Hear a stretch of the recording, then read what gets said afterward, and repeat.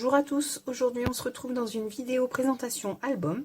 Alors j'ai réalisé cet album à partir du tuto de Indiana Papier, donc j'ai pas du tout repris la même structure que son album, j'ai juste repris quelques pages qu'elle avait fait dans le sien.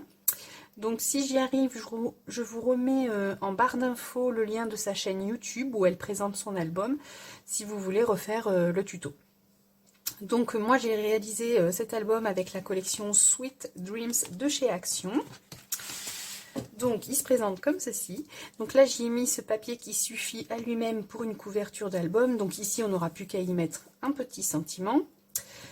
Pour éviter que ça fasse trop rose, j'ai voulu casser un peu avec le papier, ce papier blanc à pois noirs qu'on retrouve dans le bloc.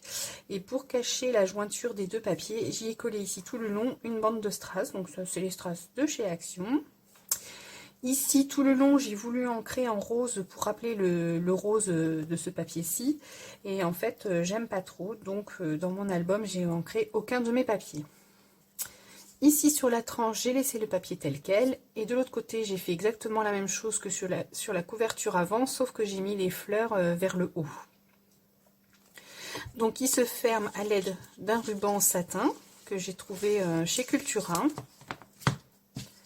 Et quand on l'ouvre, ça se présente comme ceci.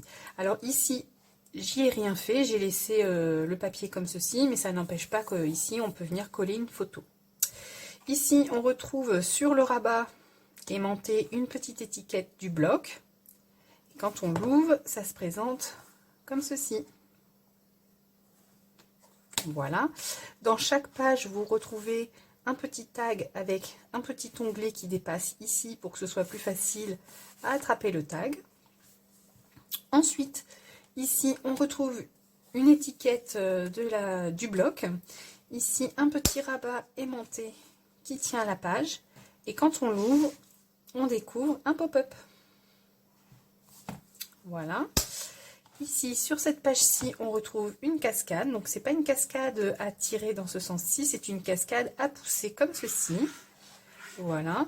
Et ici, j'ai mis un petit onglet pour pouvoir venir redescendre la cascade ou même la pousser. Voilà, comme ceci. Ici, on retrouve notre petit tag, toujours avec le petit onglet qui dépasse. Ici, on retrouve un petit tag où on pourra venir mettre deux photos. Et quand on l'ouvre, ça se présente comme ceci. Donc là, on remet le petit tag dans les petites pochettes qui tient les deux volets ici.